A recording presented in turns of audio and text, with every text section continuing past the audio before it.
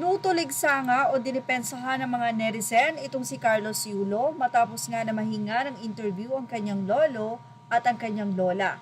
Lola sa side ng kanyang ina at lolo sa side ng kanyang ama. Kamakailan lamang kasi ay nireveal ng lolo nitong si Carlos Yulo na hindi nga sila nakapunta para salubungin si Carlos at excited na nga raw sila at nakagayak na, pero nakatanggap sila ng text na ilang mga media personality at si PBBM lang daw ang dapat na nandun. Pero syempre nakita natin ang ilang mga magulang ng mga atleta na sinalubong sila. Na-interview din ang lola nitong si Carlos Yulo. Ito hinggil naman sa kanyang Heroes Parade.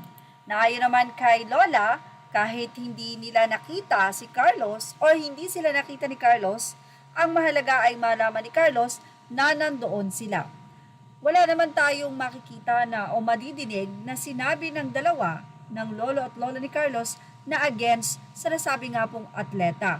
Kundi syempre naninibugho o yung sakit na hindi nila mayakap ang kanilang apo dahil may mga restriction. Sinasabi kasi ng mga netizen na walang imposible kung ito ay i-request ni Carlos.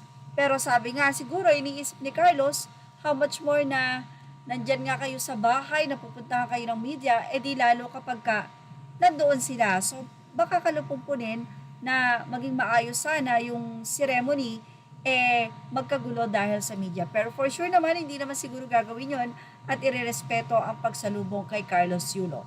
Samantala, ilang mga netizen naman ang may mga tila hurtful messages sa lola at lola ni Carlos dahil sa nangyaring ito sa pagdepensa naman nila sa Golden Boy. Narito ang kanilang naging mensahe. Sa ilang mga netizen, sinabi nilang ano ba ang gusto ng family kasama ang buong angkan sa float? Can someone check if other athletes, beauty queens, whoever celebrity who had welcoming parade had their family with them in their celebratory float? Bakit ba nagpapa-interview ng pa-interview tong pamilya na to? Tapos magpapaawa para makuha ng simpati ng mga narcissics sa boomers. Imbes na ipakita nila na happy sila sa panalo ni Kaloy, gatas na yung issue nila, imbes na sila mag-protect ng image ni Carlos. Sila pa ang sumisira. Naman ng isa, all his family is all showing up in social media. You're running his reputation or ruining his reputation. All the drama, can't you just keep it in a down low? Just reach out to him. Bakit kasi in-interview pa tong mga to? Puro paawa na lang yung mga sinasabi, talagang gusto nilang sa kanila pumabor yung mga tao parang mga ewan.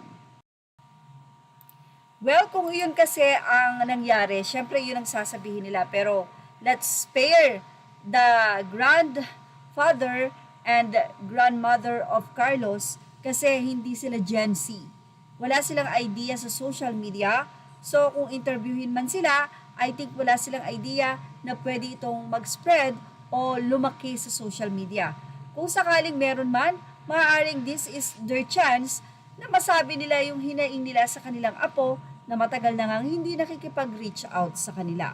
But anyway, ano po ang masasay nyo about dito? Ilagay na ang inyong opinion sa ating comment section. Images are all credit to the rightful owners. Thank you for watching. Show this now.